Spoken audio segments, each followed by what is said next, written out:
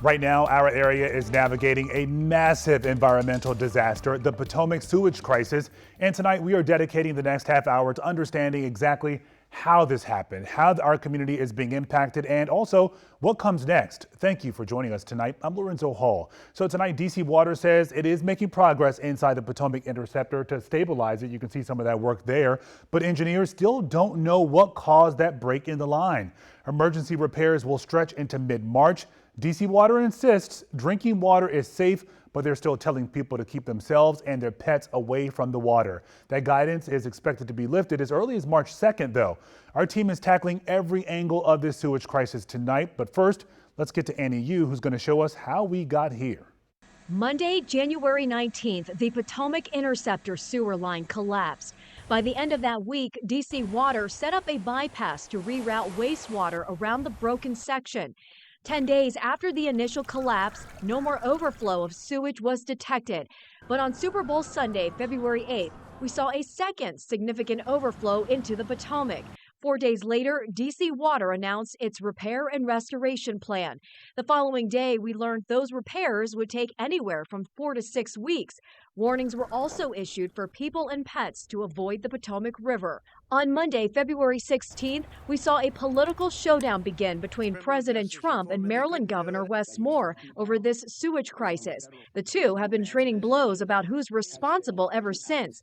It took until February 18th, nearly a month after the initial collapse, for DC leaders to declare a state of emergency.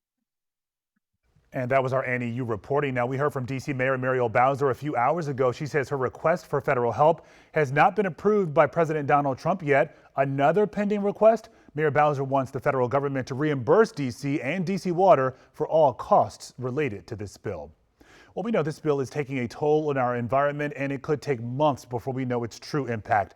For some expert insight tonight, I want to bring in Betsy Nicholas, the president of the Potomac Riverkeeper Network. Betsy, thank you so much for being here with us tonight. I'm glad to be here and glad to answer any questions and tell you what's going on. Yeah, so on that note, the first one is, what is the immediate impact of this spill? We're hearing about high bacteria levels in the water. Yes. The initial testing we did was just for E. coli because it's a great indicator of other bacteria in the water. And at the beginning of the spill, when it was just raw sewage flowing directly into the Potomac River, the levels were really, really alarming. 12,000 times greater than the safe limit for recreational contact. And I can tell you in many years of doing this, I've never seen levels that high from sewage. And that was in part because it was so dry, drought conditions. But in addition to the fecal bacteria or E. coli, as I said, they're an indicator of other pathogens and bacteria in the water. So together with University of Maryland, who you see sampling right here on the screen, we have identified Staphylococcus aureus, which can be all kinds of skin infections, lesions, throat, etc., but also MRSA, which is the antibiotic resistant version of that. And that can be a lot more dangerous because you can't treat it generally with antibiotics. But we're only reporting on what we know because we tested for it. So there could be a lot of other things in there, viruses that we're not testing for. There could even be things like heavy metals or chemicals from industrial dischargers that were mixed in with the waste before it got treated in the plant. All right, so let's talk about long-term impacts here. We know your organization has already raised the flag about possible algae blooms in the water. So what impact does this have on public health? Yes, a lot of people might be familiar with the dead zone in the Chesapeake Bay and all of the work we've been doing collectively as a community to try and fix that. Well, that's really from excess nutrients or nitrogen and bacteria. Sorry, not bacteria.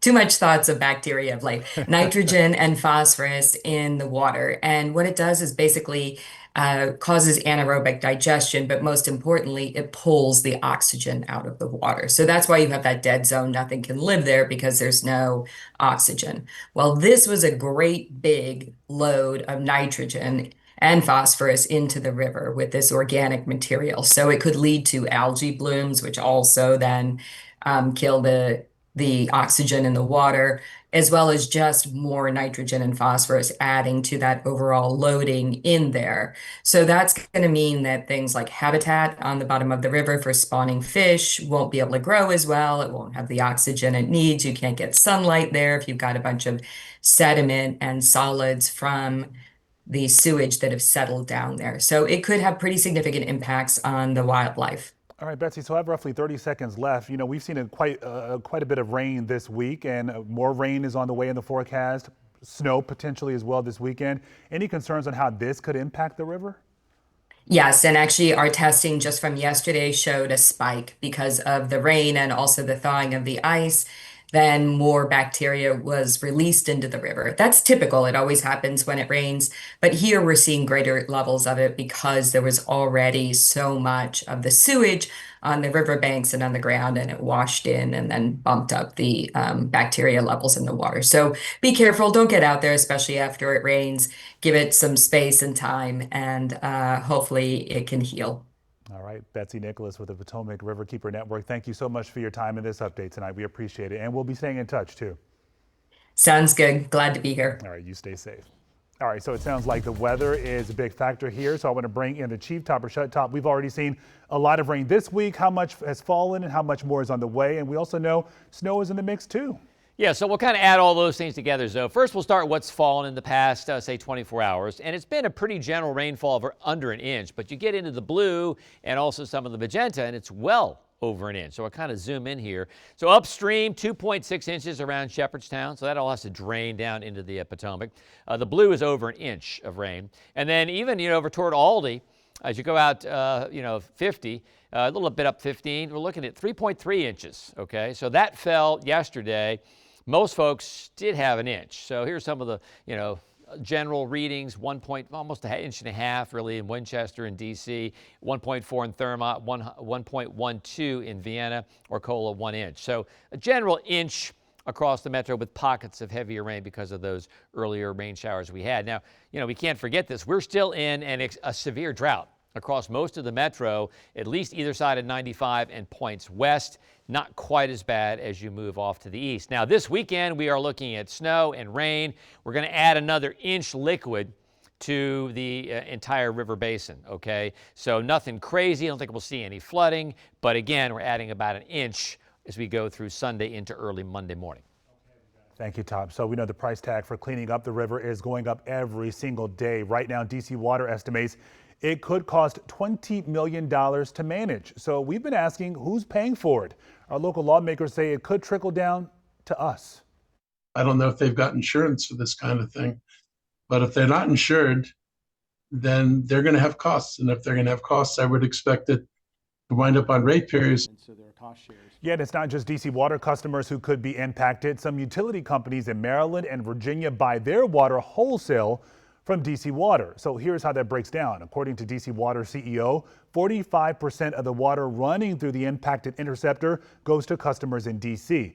The other 55% goes to Montgomery, Prince George's, Fairfax, and Loudoun counties. And this crisis is getting political. We mentioned President Trump has been pointing the finger at our local leaders, specifically here, Governor Wes Moore. These are some of the posts he had online throughout the week. The White House and Governor Moore, we know they have been trading blows for days now. The next step in this process is for any of the three local jurisdictions involved, whether that's the Commonwealth of Virginia, the state of Maryland and Governor Moore, or the District of Columbia, to step forward and to ask the federal government for help and to ask for the Stafford Act to be implemented here so that the federal government can go and take control of this local infrastructure that has been abandoned and neglected by Governor Moore in Maryland for far too long. That is a DC pipe on federal land. That had nothing to do with Maryland. So I stand by the fact that the president was not telling the truth when I was somehow being blamed for something that we had nothing to do with. But also, I am very clear that I don't have any intention of going back and forth with the president of the United States. So this week, 10 lawmakers from Maryland and Virginia wrote this letter to DC Water calling for the utility to take action and be transparent as the response and recovery efforts continue. Virginia Congressman James Walkinshaw, he is among this group. He joined us to talk about how this crisis is impacting the Commonwealth and what he's prepared to do to protect ratepayers from footing this bill to fix it. You can check out our conversation on the WUSA 9 YouTube page. So DC Water Communications Manager Sherry Lewis joined us on WUSA 9 Mornings. The utility company says the pipe had been flagged for repair. So we asked, why wasn't this looked at sooner? So this was inspected and it was planned for rehabilitation. This summer, we had planned to have a 10,000 linear foot section of Potomac Interceptor in this area to start that rehabilitation. What we're doing now is after we get this emergency repair, so that's 4 to 6 weeks, we'll get that emergency repair done. That'll eliminate the need for the C&O Canal and that bypass. Everything will go back into the Potomac Interceptor. Then we're going to accelerate part of that rehabilitation plan for the summer, and we're going to go ahead and reline and rehabilitate more than 2,700 linear feet of the Potomac Interceptor in this area. So this was planned. We had inspected it. We knew that it needed to be rehabilitated, and it was planned for the summer, and it's unfortunate that this occurred before we were able to get to that. DC, just like many other states and cities across this country, is dealing with an aging infrastructure issue. And we do have a $625 million planned 10-year rehabilitation project of the Potomac Interceptor that is actually underway. The interesting thing here is that you may not realize, or people may not understand, how complicated it is to repair this. When this pipe was built by the federal government back in the 1960s, it was built without any redundancy. There's nowhere to divert the wastewater. So when we do this work to rehabilitate, we actually have to do it while all that wastewater is still flowing through the pipes. It has to go somewhere, basically. Well, it stays in the pipe. Right. It stays in the pipe. So it's a very complicated process. You can't just go in and cut the water off and go in and replace sections or reline sections. It's a process that you have to do in smaller segments. All right, so of course we know the seafood industry is big in our area because of these waterways. Our Matt Gregory is talking with oyster farmers and fishermen about the impact they're seeing because of this crisis. Now, throughout this week, we've been speaking with folks who make their living on the water. And today we talked to oyster harvesters who said that this sewage spill, even though it happened so far away from their oyster beds or where they harvest oysters, they said that they're worried about the stigma that will be associated with this sewage spill, especially bad at a time when they say the oyster industry is struggling to make a comeback.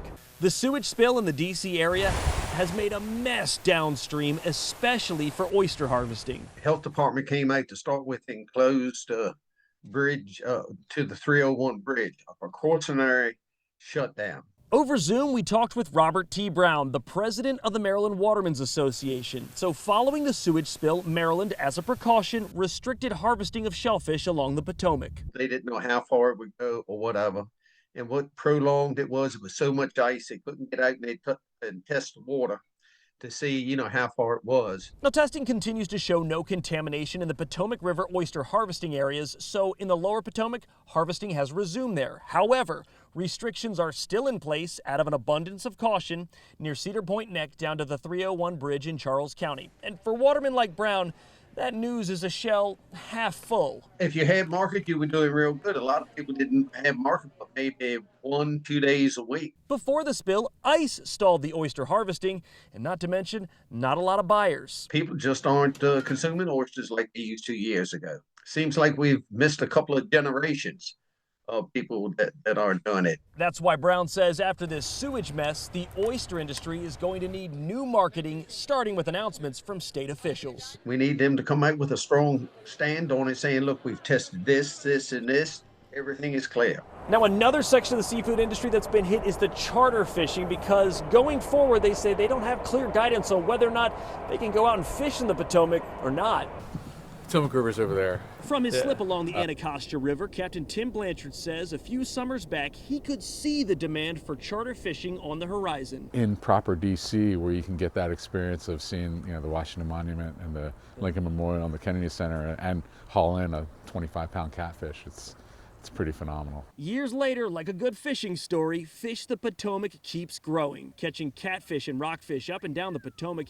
He even added kids fishing classes, and in an unusually slow time, winter. I've got a booking for this Saturday. But what does have his business reeling is the fallout of the Potomac sewage spill. But still, you know, I'm trying to get a straight answer. I'm trying to figure out who to talk to about if it's safe to be out on the water. DC's authority on this, the Department of Energy and the Environment, has said to avoid fishing on the Potomac. Fine, Captain Tim says he was told they could fish the Anacostia River, which meets the Potomac River right here. After doing a little bit more educating of myself of how tide works and flow works and all that stuff, you know, not quite sure where that line is. We reached out to the Maryland Department of Natural Resources and DOEE for classification, but they've not gotten back to us. Further upstream, University of Maryland researchers continue to test for dangerous bacteria. The president of the Potomac River Keepers, Betsy Nicholas, says maybe the solution is daily testing and disclosure of those results. You can get bacteria overnight. And there are actually some machines out there you can get it in 12 hours. Oh my gosh, am I putting people at risk here? What am I doing? Well, I'm not going out, so it doesn't matter, but in a couple weeks I will be. And while it is a slow season for charter fishing, Captain Tim worries about the downstream effects as the region thaws out, but he's prepared. If, you know, COVID taught me one thing, it's that, you know, you got to pivot. Along the Potomac River, I'm Matt Gregory, WUSA 9. And we know many of the waterways in our area have points where they connect, and that means this sewage spill can have a far-reaching impact. So I want to bring in Mike Gerald now. He is the Chesapeake Bay Foundation's Virginia Science Manager. Thank you for being here with us tonight, Mike. We appreciate it. Thank you. All right, so a lot of people are wondering this. Can you give us an idea of the scale of this disaster? Just how far from the initial spill are we seeing an impact here? Sure, I appreciate it. So far, most of the impact has been within a few miles, even maybe down to 20 miles. We're not seeing it all the way down the river, all the way through down to the bay yet. It can take several weeks to even get through the DC portion of the area. So I think we'll continue to see it come down toward the bay. So most of the impacts much beyond the spill area are precautionary and out there to protect recreational folks and those that might be fishing. All right, so we know the Chesapeake Bay Foundation says the Trump administration proposed a, 90% cut to the Clean Water Revolving Loan Fund. So if that happens, what consequences could that have when it comes to preventing future spills? That's a significant problem. I like roads, I like bridges, I like other infrastructure, but I also like underground pipes, which aren't especially sexy, but that's what carries our waste.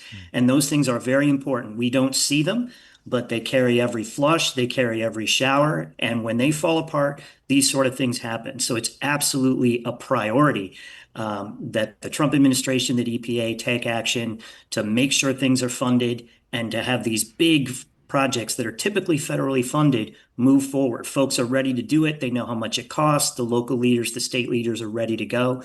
We just need to make sure the money is available to have these folks continue to do a good job to protect our rivers. Yeah, every flush, every shower, like you said there, one pipe burst and you got a mess like we're seeing today. So how would you distinguish the ecological impact of this single spill from the background pollution the river already sees daily? Yeah, I mean, we see little leaks all the time whenever it rains. We have combined sewer systems coming out of Alexandria and Richmond and Lynchburg and other big cities where they're designed to overflow when they were built 150 years ago.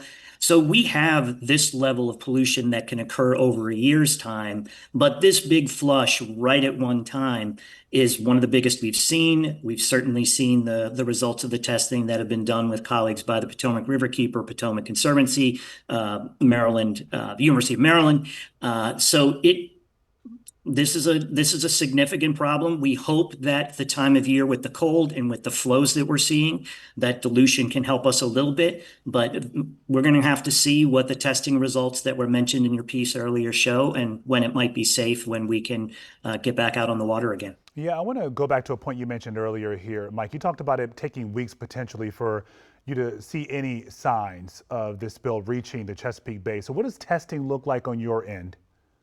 So far, we're not seeing higher bacteria results leave much beyond a couple miles from the spill, things have started to improve where the numbers are essentially normal, not zero, when you get outside the spill site. However, it takes a while for these things to move, and it's also been cold. And so similar to when you have food in your refrigerator, that doesn't kill the bacteria like E. coli, which is our indicator in this case. It just stops it from growing. And that's why if you leave leftovers out, it can start growing again. So now that when the water warms up, we could see some more bacteria numbers. As we see rain, we could see more bacteria come out. But in time, probably that slug of pollution is going to get down toward the tidal areas and down into the bay.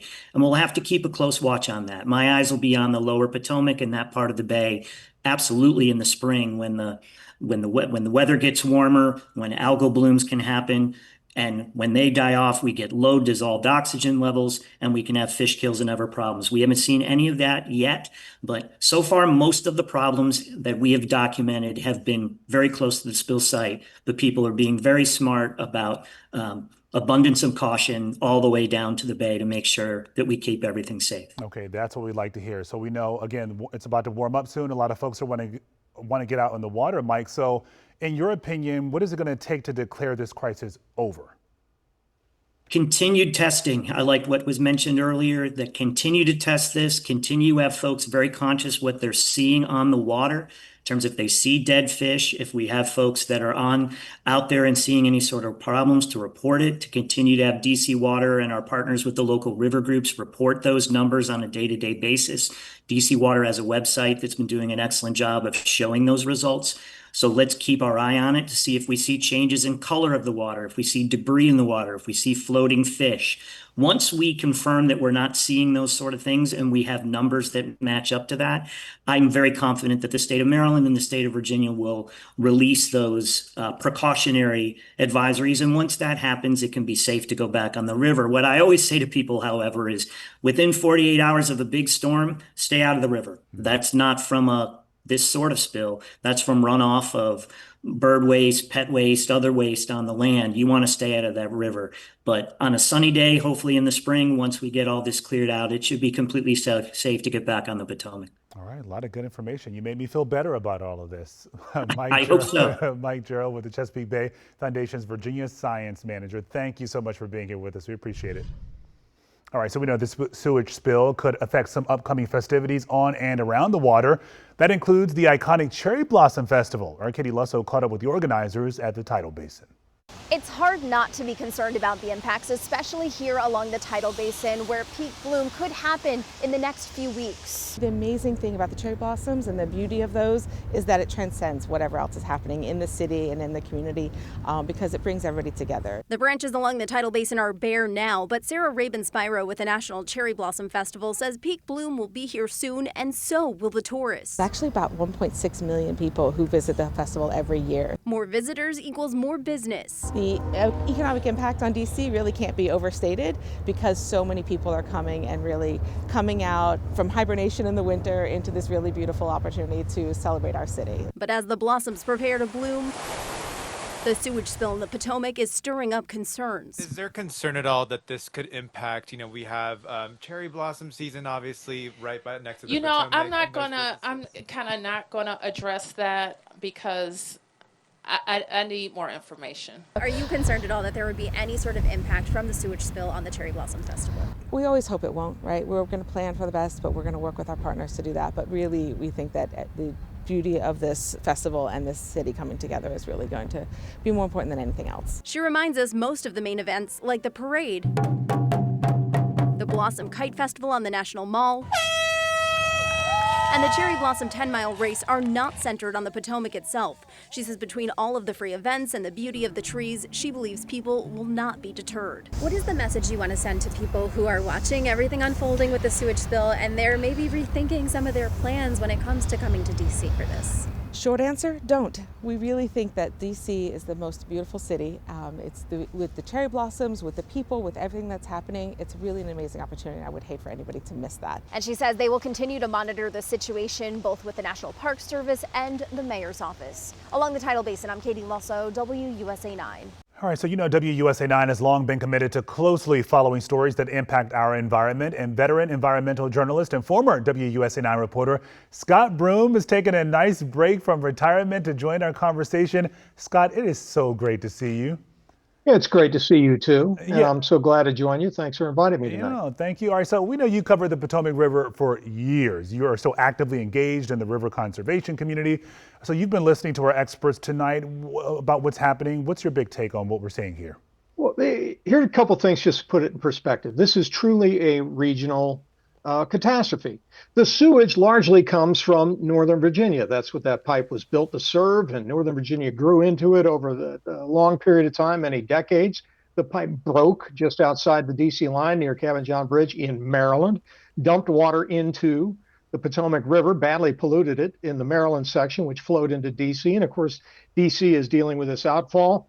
And DC Water is a quasi-governmental utility that serves Maryland, Virginia, and DC. So this is truly a region-wide crisis of infrastructure that we're seeing here, and a lot of anxiety about what the outcome is going to be. Naturally, yeah. So, you know, Scott, we know that you've seen the river on good days when you could go out and swim in it, fish, and on bad days when people were ordered to stay away for health reasons. So how does this disaster rank among other issues you've seen over the years?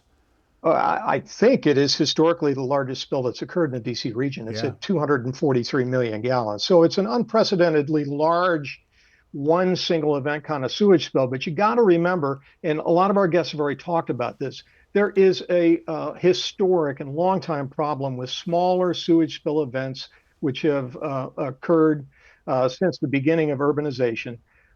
Some of that is being addressed on the Anacostia with a huge underground tunnel project, and another huge underground tunnel project being built up the Potomac to intercept water coming out of the Rock Creek drainage, where also we have these what's called combined sewage overflows. So look, sewage in the river is a nasty problem, but it's an old problem that the region is dealing with. Yeah. This is an unprecedented scale of that problem. All right, Scott, so you know we have roughly 30 seconds left. You know how that goes. We also know you spent a lot of time out on the water, probably even more so in retirement. So how are you going to proceed now with this news?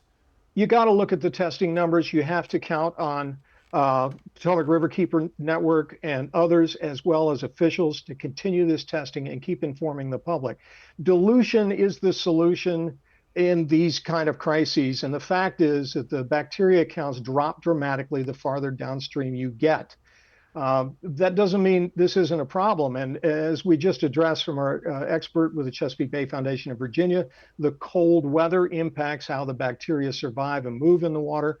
But all signs are right now that the farther downstream you get, the less of a problem there is right now. That is until we get perhaps a flood or another big pulse or release that might happen. All right, we got to go. Scott, good to see you. Thank you.